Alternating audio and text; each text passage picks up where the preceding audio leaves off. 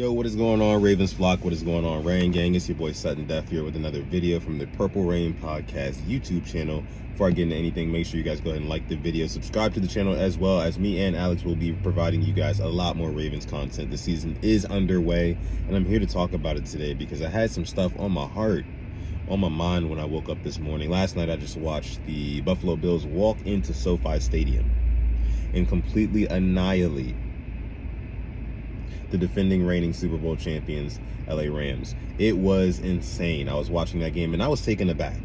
Honestly, I was, by the Bills' performance. I was really impressed, honestly, even as a Ravens fan, for what they had to offer, especially on offense. Man, their offense looked like it just could not be stopped. It looked like Big Bro was playing Little Bro in Madden, and Little Bro just cannot stop Big Bro from moving the football down the field. Just scoring every play, that sort of thing, man. It was bad. It was bad. But yeah, I came here today to talk to you guys about, of course, because, you know, here on the Purple Rain Podcast, we are primarily Ravens channel, although we do like to talk other football, other sports, things like that. But I want to talk about 3 players that the Ravens absolutely positively need to step up in order for them to beat the Bills this season. There's 3 guys that come to mind that I really think that they're going to be, a focal point come week 4 when we actually do play the Bills. Number one, guys, listen, we need Travis Jones back. Travis Jones, I know he's a rookie. But we know what he can do as well. He can generate that interior pressure. We talk about it all the time on the podcast. Me and Alex, we do. But also as well, what I was seeing last night was that Josh Allen, he does a really good job of keeping his eyes downfield, and he's very comfortable, in the pocket. He's been like that ever since he came into the league, honestly, he was. But if you can generate interior pressure and put a quarterback center into his lap, push him into his lap, win up front like that, that's going to knock the quarterback off of his spot. It's going to force him into pass rushers, which I'll get to in a second. And it's going to bode well for your defense. So Travis Jones at that nose tackle position, I think is a huge catalyst, or would be catalyst, in the Ravens versus Bills game. So he would be my number 1. Travis Jones, he's my number 1. My number 2 would be Brandon Stephens. Brandon Stephens, yes. Kind of hybrid corner slash safety. The Ravens like to use him a lot at safety last year. I do remember that. But now that we have a more kind of reupholstered safety core with, Chuck Clark, we've got Kyle Hamilton, Marcus Williams, that sort of thing, I would probably expect to see a lot more of Brandon Stephens back as a slot corner. And the reason why I say that he would be, another would-be catalyst in the Bills game is because the Bills and Josh Allen, after watching that game against the Rams last night, what they want to do passing the ball. They want to get the ball out quick, get it out quick, and then boom, hits you over the top. Right? So we need some slot corners who are going to be able to jam up these passing lanes, like jam up these routes. Like, do not let them just operate in such sync like they were operating against the Rams last night. Like, just everything was working. The timing was damn near perfect on everything. And a lot of that credit goes to Josh Allen. Hat goes off to Josh Allen, man. He's amazing. Quite simply, he's a very talented quarterback. I cannot take that away from him. And I'm going to talk about a little bit more about that in a second as well.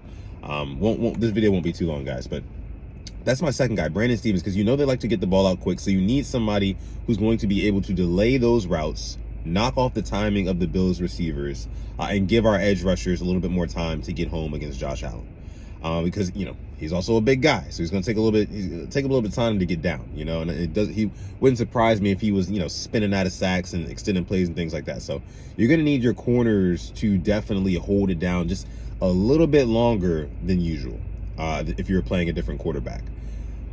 Because I think they said, what was the time he was getting the ball out? In like 2 seconds. Like, the average time was like 2 seconds he was getting the ball out. So he's getting the ball out quick. That just goes to show, like, his maturity and his advancement as a quarterback in the NFL, which is really cool to see.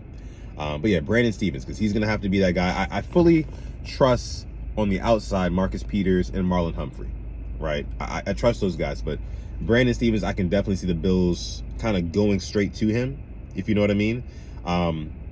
Trying to expose that part of our defense because they know that is probably going to be one of the weaker parts of our secondary, going to guys like Brandon Stevens, going to guys like Kyle Fuller as well.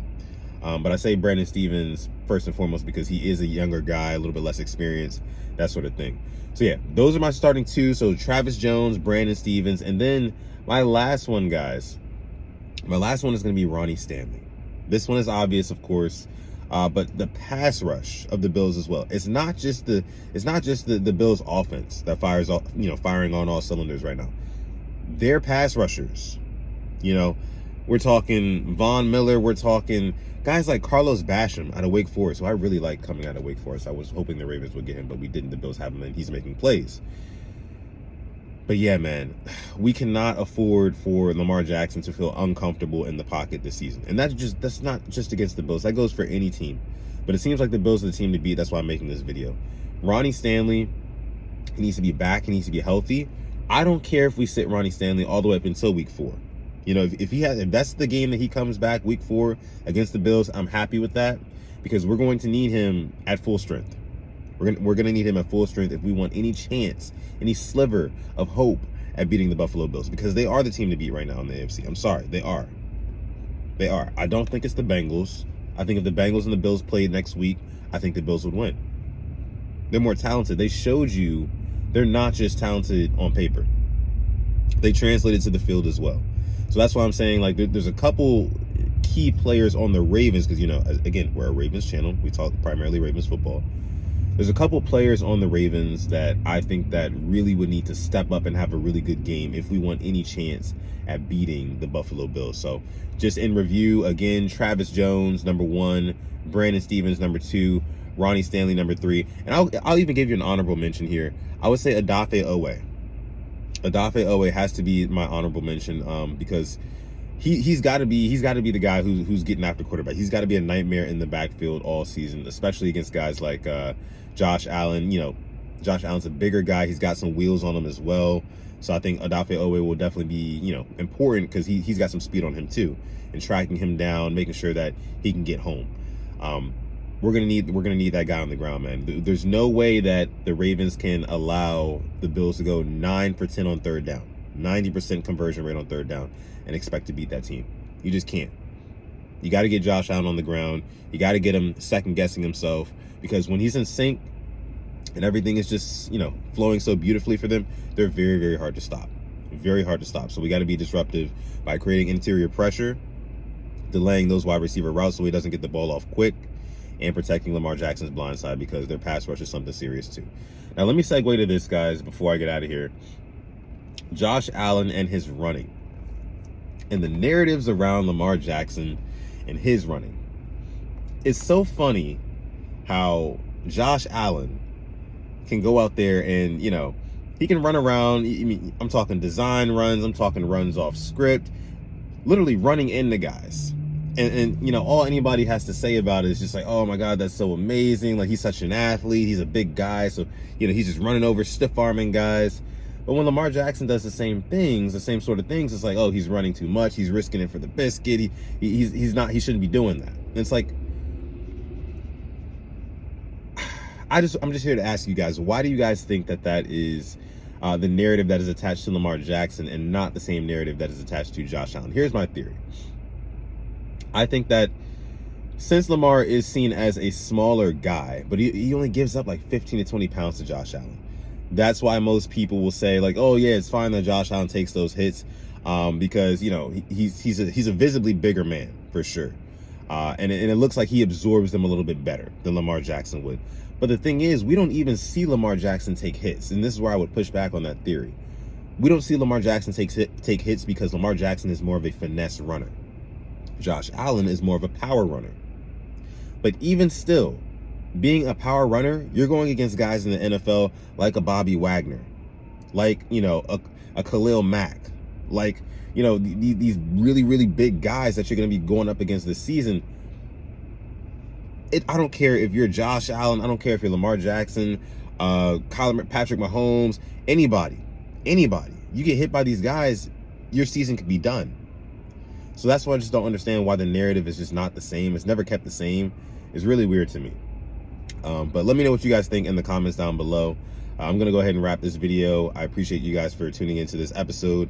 You know, I guess like a little Purple Rain report or whatever. Make sure you like the video, subscribe to the channel if you are new. We appreciate you guys each and every time for coming out and supporting us. This has been your boy Sudden Death. I'm going to catch you guys in the next one now. Peace.